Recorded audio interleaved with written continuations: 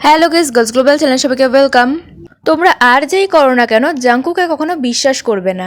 কেন এই কথা বললাম চলো ক্লিয়ারলি বলি।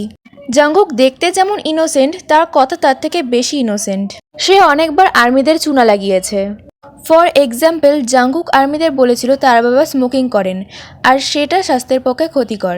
সে তো এটা একেবারেই পছন্দ করে না, আর সে এটা করতেও কখনো চায় না। বাট দেখো ছেলের অবস্থা। নাম্বার 2, জাংকুক বলেছিল ট্যাটু কে করে ভাই, এতে স্কিন নষ্ট হয়, আর সে তার প্রিয় স্কিন ট্যাটু করে নষ্ট করতে চায় না। বাট দেখো সে কত ট্যাটু করেছে। তবে এটা ঠিক যে জাংকুকের ট্যাটুটা সত্যি অনেক ভালো লাগে, মানে জাংকুকে এতে বেশ মানিয়েছে। বাট এখন কথা হলো, অনেক আর্মিরা বলে যে জাংকুক বলেছিল সে কখনো কোনো আর্মিকে ডেট করবে না, অর্থাৎ এমন কাউকে করবে যে বিটিএসকেই চেনে না।